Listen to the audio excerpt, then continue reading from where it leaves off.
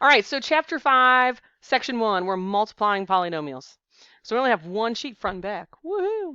All right, so first up, we're going to multiply polynomials, and we're going to use patterns to simplify special products of binomials. You're probably like, a what? But we're going to get there.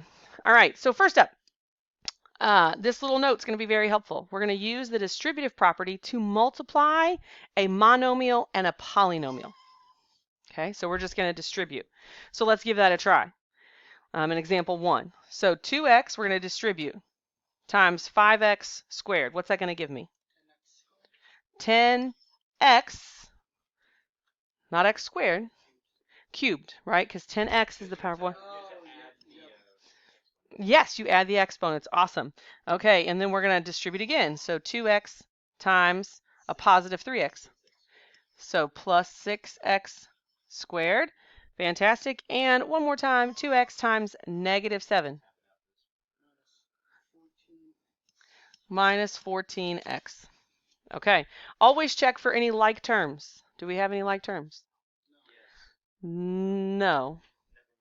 Because we have, our terms are x cubed, x squared, and x. So we have no like terms. You're good, right? And that's where we have that trip up. If we just think about x, but we have to keep them separate.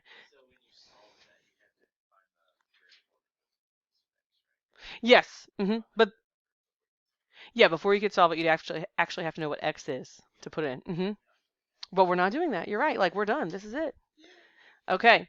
Now, for the next one, we are going to use the distributive property repeatedly to multiply two binomials. This is, how'd you know it was foiling? Because you've done it before? Okay, and it says it. Okay. It does, right? I tried to make it very obvious. I like it. You foiled my plan. Ha. Okay, so this is when we're talking two binomials.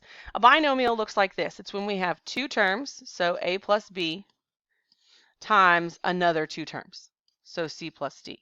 It could be minus or anything. It's just when we have two terms times another set of two terms. Okay, and so FOIL is when we do the first, let me erase that a little bit. It might help if you don't have all the junk. Okay, FOIL is when we do the first term of each one. So we do a times c. Okay, and so we could break this down, and that might help. We're doing a times the quantity, c plus d. And then we're going to do b times that quantity. But this is where these terms come from. So then the outer, okay, is when we take a is the outer term and d is the outer term. They're the outermost terms. Okay, then we have our inner terms. So the b and the c we're multiplying together. They're the ones on the inside. And the last terms. So the last term from the first one and the last term from the second one. That's where that. What was that? You just multiply everything by everything. This is true. Yep. So it's just like, how do you end up doing that? And that's okay. All right, so let's look at example 2, A. There. So we're going to take, if we do FOIL, 3x times x is what? Not 4x. 3x squared. You got it? All right, and then we're going to do the outer ones. So we'll take 3x times negative 5. Always remember to take that sign with it. So 3x times negative 5. Negative 3. Negative 15x. Good. All right, then we're going to do the inner ones. 2 times x. Okay, so it's a positive, so it's going to be plus 2x. And the last ones, right? Yeah. Yeah. Oh, see, so I have a bad habit here. It's 2 times negative 5. Thank you. Okay, so 2 times negative 5 is negative 10. All right, we have this note up here. Don't forget to combine like terms to simplify your answer. So, okay, if we have like terms. Okay, so here, right, we've got x squared, x. Ooh, yeah, these are our like terms right here, aren't they? All right. So it's going to be 3 squared minus 13x minus 10. 3x squared, thank you. And that is our simplified final answer. Perfect.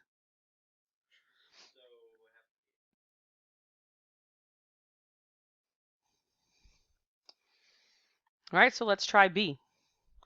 So we're going to do 5x times 2x. What's that one? 10x squared. Awesome. Then what are we going to multiply next, Josh? 5x. Good. What's 5x times a positive 3y? Plus 15xy. Yeah. Okay, Brandon, what am I going to multiply next? Perfect. Negative 3y times 2x is? Negative 6xy. Okay, and it is, you can change the order of those, but ideally you're always going to put the smaller, the alphabetical order. Let's go with that. Not the smaller, but you're going to put them in alphabetical order. So xy.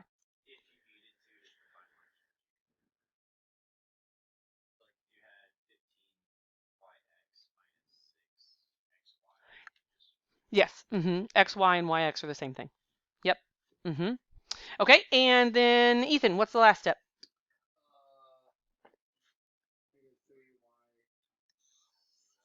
Okay. This is not 0. A negative times a positive is a? Negative. 3 times 3 is? Oh, I was adding them. You were adding them. Negative 9 y squared. You're good. I like it. Right? We learn from our mistakes, man. Okay, do we have any like terms? Yes. What are they? The xy. So positive 15xy minus 6xy. So that's going to be 9xy. And then we have 10x squared plus 9xy minus 9y squared.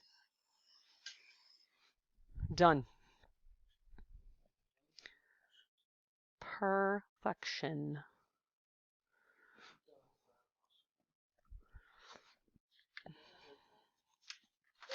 Nope. Can't say that I have either. Okay, are we ready for the back? I like your enthusiasm.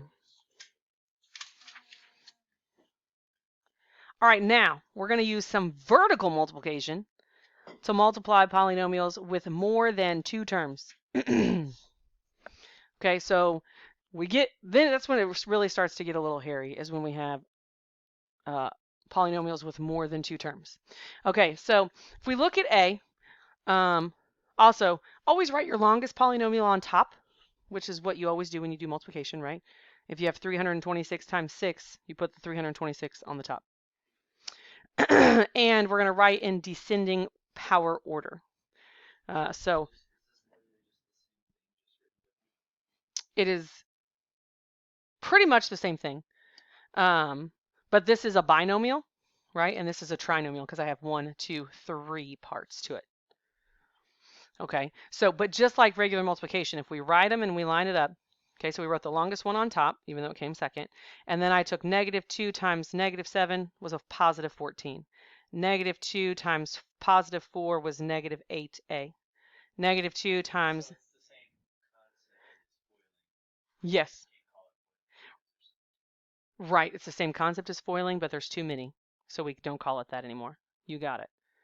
Okay, so now we need to keep going. So we have our x, we've already multiplied the negative 2, so now we need to take 6a and multiply by negative 7.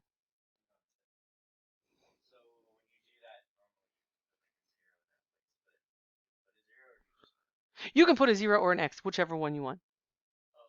Yeah, it does not matter. It was just, you just need a placeholder. Yep.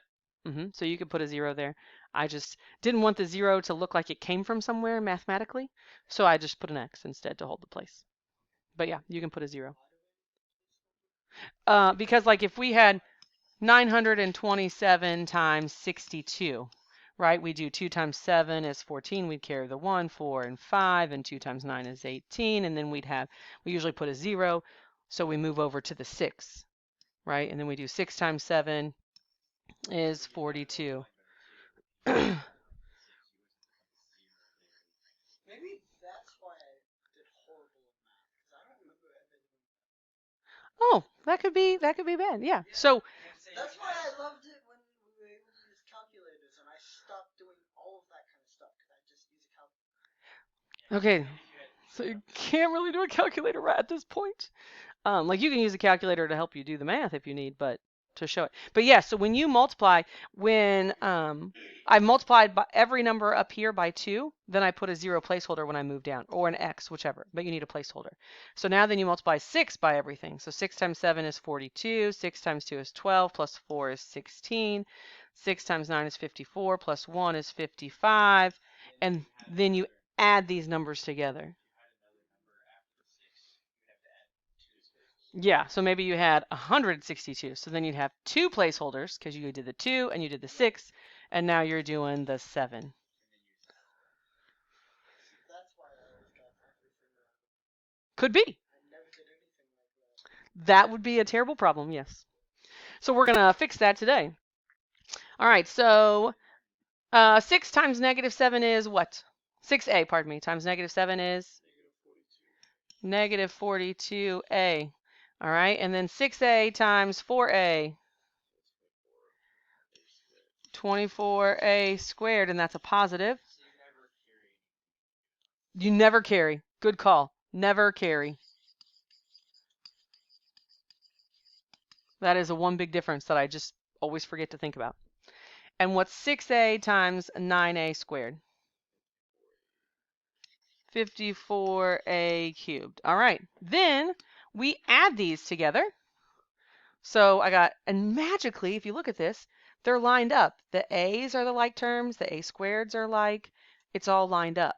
So 14 plus nothing is 14. Okay. Negative 8a minus 42a. Just a. Because we're adding. So negative 58a, sorry, plus 14. How about negative 18a squared plus 24a squared? Ooh, negative 18 plus 24. 6? We good with that? Sure. Well, is negative 18 plus 24? Are you good with 6? I'm not figuring that out. Negative 18 plus 24? Okay. So we got 6a. So whatever you say, I'll trust you. Okay. And then we've got 54a cubed. That is our lovely answer. Did you say 58? Isn't that 50? Or did you say 50 and I heard? Okay, I'm sorry. I heard 58. And that's what I wrote. Okay. It was 50A and I heard 58. My bad. Okay. That's it, right? You do have to keep everything lined up. So let's, well, and we could spread it out a little bit even. Let's try the next one. So 2x minus 5 times 3x plus x minus 4. So put the longest one on top. So 3x squared plus x minus 4. And we're going to multiply by 2x minus 5. Okay, so we're going to start with negative 5. It's negative 5 times negative 4. 20. Okay, it's a positive 20. What's negative 5 times x? Negative 5x. Okay, what's negative 5 times 3x squared? Negative 15x squared. Questions? Okay. Now we put the placeholder in because we're done with the negative 5, so we're moving over to 2x. What's 2x times negative 4? So 2 times negative 4? Negative 8x, okay. 2x times x. So 2 times 1 is? So 2x squared, and that was positive, so I'm going to put the plus sign in front of it. And 2x times 3x squared. So 2 times 3 is 6x cubed. Perfect! You guys did awesome. All right, so now we need to add these. So we've got 20, negative 5x minus 8x, negative 13x, negative 15x squared plus 2x squared. So negative 15 plus 2, negative 13, we x squared, and then we just have 6x cubed. And you're done.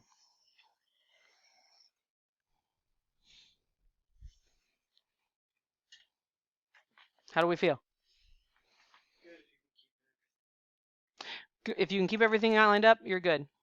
All right. Then the last little section here is remembering patterns. Okay, these are from Algebra 1. Okay, there are several special binomial products. So A plus B, sorry, and A minus B are forms called conjugates. If you remember this from Algebra 1, and you may not. Okay, so the special products of binomials. So we have the product of conjugates. So if we do the quantity A plus B times the quantity A minus B, we're going to get A squared minus B squared.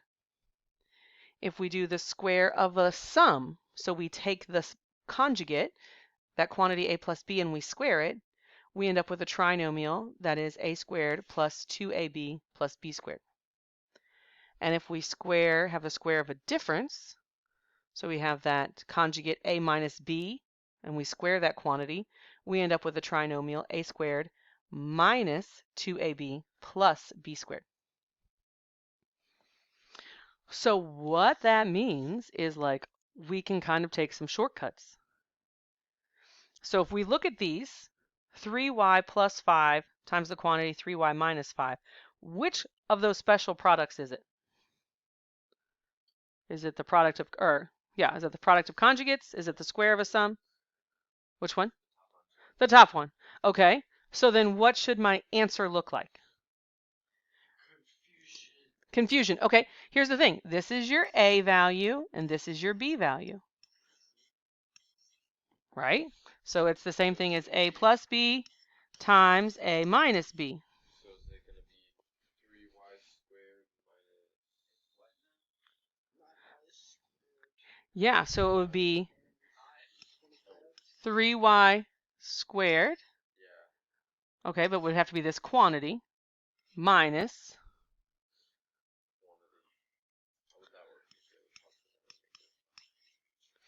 Well, so B is your quantity. Like B is 5. Because it matches the A plus B and A minus B. Your B is 5.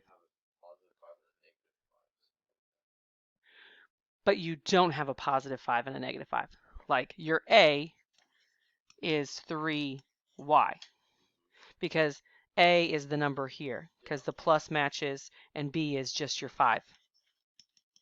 Because here A is the 3y, the minuses match up, B is equal to 5. Does that make sense? Okay.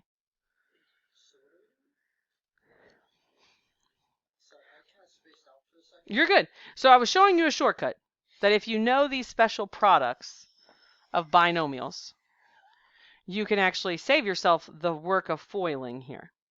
But you don't have to. Yes. Mm-hmm. Mm-hmm. And I'll be honest, this is something I don't remember. Like, I don't remember those all the time. Very rarely do I ever. I just do the math. So, do we just need to practice the math? Okay, sounds good. All right. So, then let's practice. Okay, so this is a binomial, right? We've got 2 terms times 2 terms. So we're going to FOIL. So 3y times 3y is 9y squared. Good, so that was our first.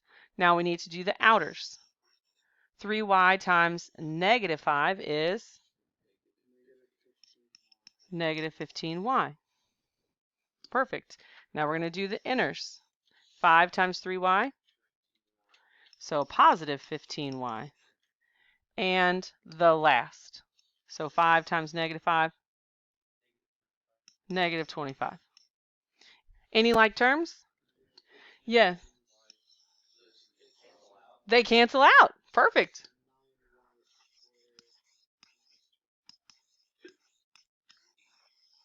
Which is what we would have gotten if we had done this quantity of 3y squared, minus, I almost wrote plus, minus 5 squared. We would have gotten 9y squared minus 25. If you remember the shortcut. But again, I generally don't remember the shortcut. So I don't expect you to. Right, that's the other thing, is because you have to figure out what it is, and it's just easier, agreed, for me to just write it out. So when it says 3y plus 5 and this quantity is squared, we have to actually write it out so we can FOIL it. Because it's... That's just the same thing as 3y plus times 3y plus 5. You got it. So it's the same thing, but instead of a negative 25, it's positive 25. Is it? Wait, no, it's not, because it's not going to be 15 Right, it's not going to have these like terms are going to be different. So let's try it out. So 3y times 3y is 9y squared. Okay, perfect. And then 3y times 5 is positive 15y. Okay, let's do our inners. So 5 times 3y, positive 15y, and the last, 5 times 5 is 25. So we do still have like terms, but this time it's a positive 15y plus a positive 15y. 30y. So 9y squared plus 30y plus 25. I was writing the 25 as I was saying 30y. So I wrote 35. Oh, gotcha. So how about you try C on your own, and then you can get started on your homework. Does that work? C is giving me the same thing, but instead of positive. Ooh, C should be the same thing, but instead of a positive 30, it should be a negative 30. But you have a negative times a negative would give you a positive still. Good. Way to think through that, you guys. That's impressive. I would have been if I would have thought through. I don't think I got this right. I got it right. So it should be 9y squared minus 30y plus 25. Yeah, do the work and prove it to yourself, but that is what you should get. Okay?